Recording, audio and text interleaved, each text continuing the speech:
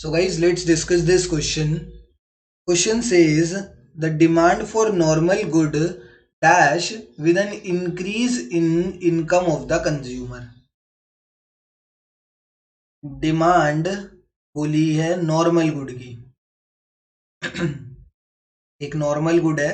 Normal good मतलब कि ये हमारे लिए ना एक नॉर्मल सा गुड है. कोई ऐसा लग्जरी सुपर लग्जरी आइटम भी नहीं है एंड कोई इंफीरियर गुड भी नहीं है. जैसे हमारा फुल क्रीम मिल्क हो गया. Full cream milk is an example of normal good. कि कोई ऐसा भी नहीं है कि भैया दूध पी रहे हैं फुल क्रीम मिल्क तो कोई सुपर लग्जरी आइटम हो गया, ऐसा भी नहीं है. बट नॉर्मल गुड है. कोई फुल क्रीम मिल्क सस्ता आइटम भी नहीं है भाई. 70-80 मतलब 60 रुपये किलो है. अगर 60 रुपये लीटर है मेरे हिसाब से आज के टाइम पे फुल क्रीम दूध का प्राइस, तो it is a kind of normal good. तो इसमें बोला है demand for normal good affect कैसे होगी अगर क्या हुआ है हमारी इनकम में इंक्रीज देखने को मिला है. अगर मेरी इनकम इंक्रीज होगी तो मैं नॉर्मल गुड की डिमांड को भी इंक्रीज कर दूंगा. सिंपल सीधी बात है.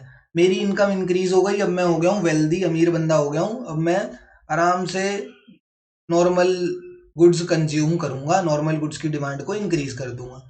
वही केस, यही सेम केस अगर इनकम मेरी इंक्रीज होती और यहाँ पर नॉर्मल गुड की जगह क्या होता, इंफीरियर गुड होता. मान के चलो, कोई क्वेश्चन में बोला नहीं है, वैसे ही बता रहा हूँ. तो मैं इंफीरियर गुड की डिमांड को क्या कर देता, डिक्रीज कर देता.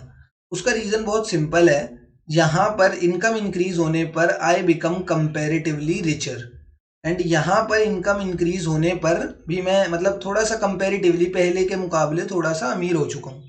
एंड जब भी बंदा अमीर होता है तो अमीर होने के बाद वो जो अपनी सस्ती चीज़ें होती हैं, जैसे अब मेरे पास पहले पैसों की कमी थी तो पहले मैं क्या करता था, 2 लीटर की जगह 1 लीटर दूध पी लिया, या फिर चलो 2 लीटर दूध पी लिया बट मैं कौन सा थोड़ा सस्ते वाला दूध ले लेता था, टोन्ड मिल्क ले लेता था. इंफीरियर गुड के एग्जाम्पल में क्या आ जाएगा, थोड़ा सस्ते वाला दूध पी लेता था, टोन्ड मिल्क पी लेता था. एंड वहीं यहाँ नॉर्मल गुड में क्या है, फुल क्रीम मिल्क. मैं सोचता था यार फुल क्रीम मिल्क तो मेरी अभी हैसियत नहीं है, जब थोड़ी इनकम इंक्रीज होगी, थोड़े अमीर होंगे तब पियेंगे वाला दूध. तो मैं अभी उस टाइम पर क्या था, इंफीरियर गुड कंज्यूम करता था जब मेरी इनकम क्या थी, कम थी. तो जैसे ही मेरी इनकम इंक्रीज हुई उसका इफेक्ट देखना क्या पड़ा, मैं हल्का सा अमीर हो गया, हल्का सा अमीर हो गया. मैंने कहा चलो भैया आज से टोन्ड दूध पीना बंद.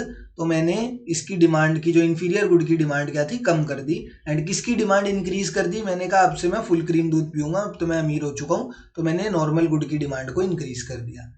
इसलिए there is a direct relationship between, इन दोनों के बीच में कैसे रिलेशनशिप होती है, डायरेक्ट रिलेशनशिप होती है.